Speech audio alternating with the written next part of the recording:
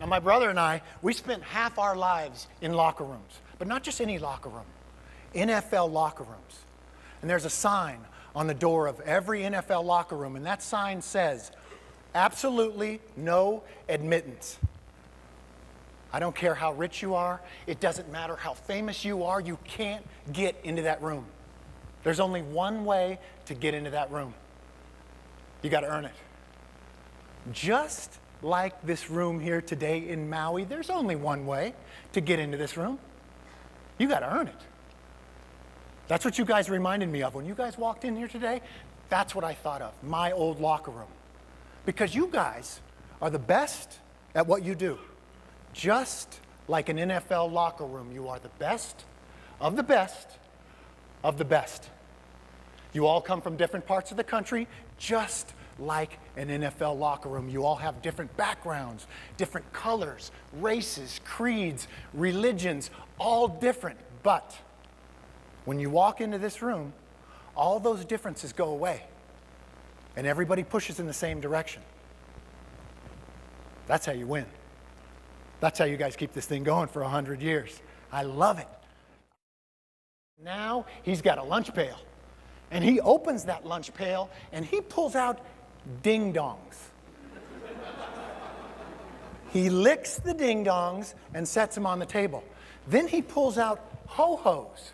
He licks the ho-hos, he sets them on the table. Out come the Twinkies, licks the Twinkies, up on the table. Then a big bag of those Cheetos. He licks every little Cheeto up on the table. First time he did this, we're like, man, 2-9, what are you doing? 2-9 said, what? What? I'm just having lunch out this bitty. We said, yeah, but why you gotta lick up on all your food like that, man? That's sick. Oh, yeah, that's because I'm the youngest of 21 kids.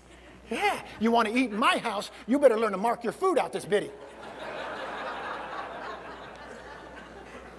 Then Keith Bostic, our strong safety, he comes rambling by. He reaches in, he grabs 2-9's ding-dong and a handful of those Cheetos.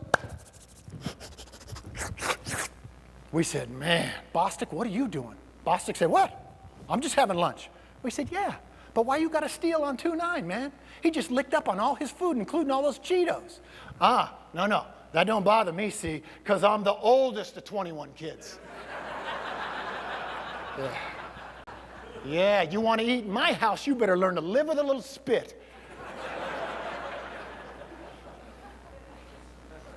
Now, if I had to go fight a war today, these are the guys I take with me. They're not my best friends.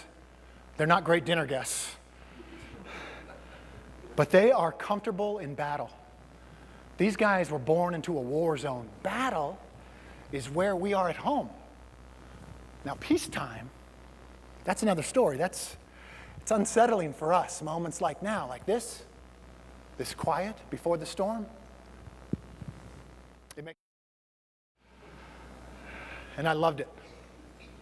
I loved those 5 a.m. trainings because I was always alone. And it was still dark, cold, so quiet.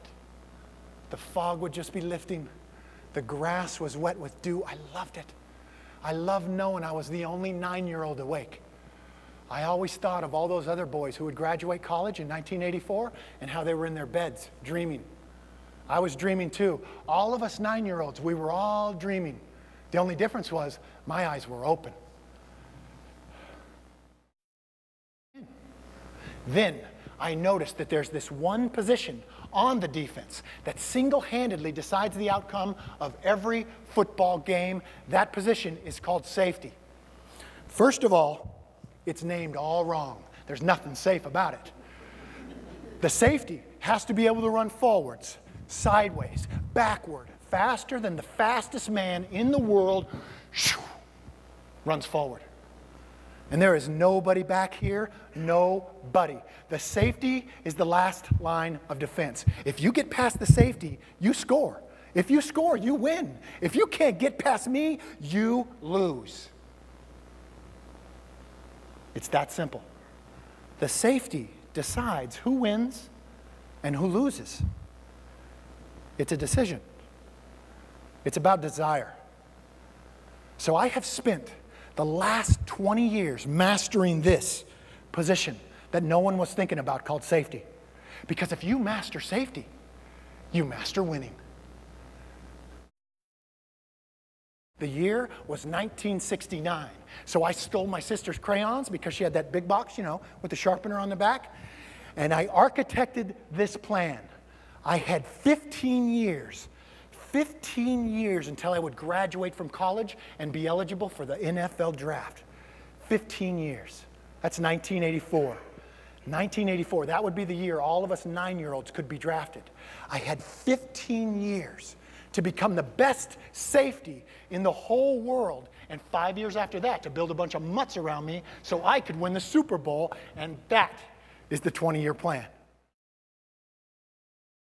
And I dedicated my life to one thing, my whole life, to one small window of time. And that small window of time was 20 years into my future. Now, when I say that I dedicated my life, I'm not throwing around words like dedicated. I'm not talking about that.